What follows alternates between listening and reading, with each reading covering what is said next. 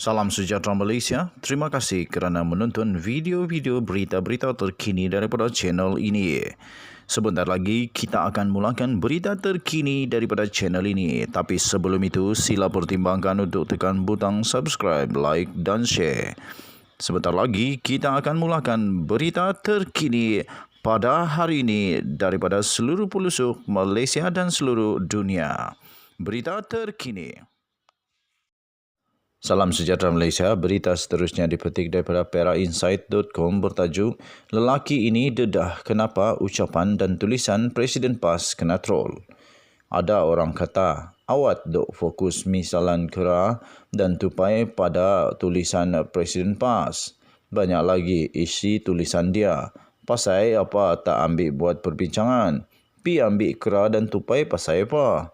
Ginilah. Aku cerita diri aku, bukan orang lain. Aku mula baca dan dengar dengan aktif ucapan dan tulisan Presiden PAS semenjak tahun 1985.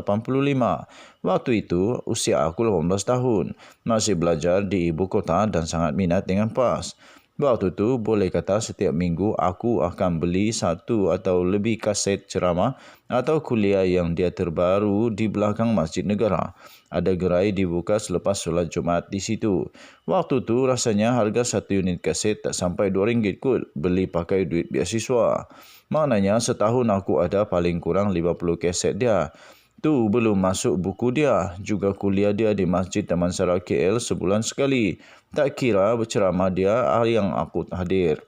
Lepas tu, aku aktif PAS hampir 30 tahun. Hadir seminar, dengar ucapan pembukaan muktamar, penutup dan macam-macam program yang dia hadir. Jika dicampur semua sekali, mungkin ribuan ucapan dia aku dengar. Ucapan dia bagus bukan tak bagus, terutama gayanya. Ramai kawan-kawan aku berusaha untuk berpidato dengan gaya dia. Ada yang jadi dan ada yang tak jadi. Aku sendiri lebih minat gaya Fadil Nur.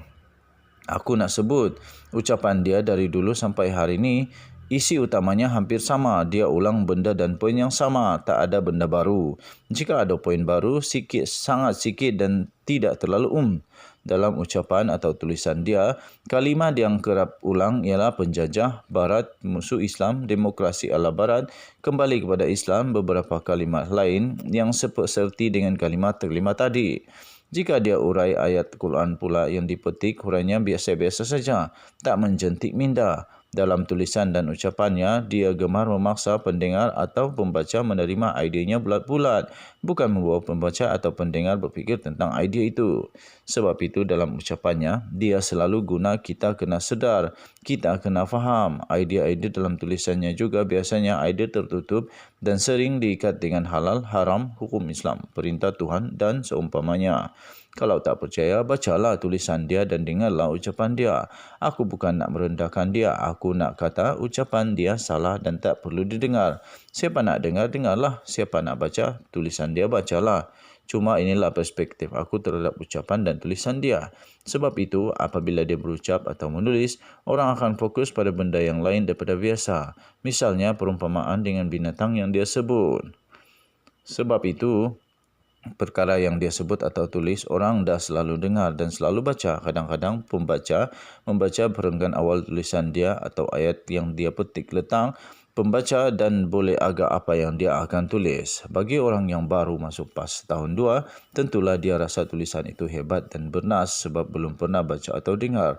Tapi bagi aku dan orang macam aku yang dah lama dengar dan baca, tak ada apa yang istimewa dah, cuma mengulang perkara-perkara yang sama. Aku sarankan Presiden PAS tuliskan perkara-perkara baru lebih segar semasa untuk membolehkan tulisan dia dibaca. Jika tidak, janganlah kecil hati jika pembaca ambil benda-benda remeh dan tulisan dia untuk jadi bahan troll. Sekian berita. Sumber berita ini dipetik daripada Perak Insight melalui Facebook.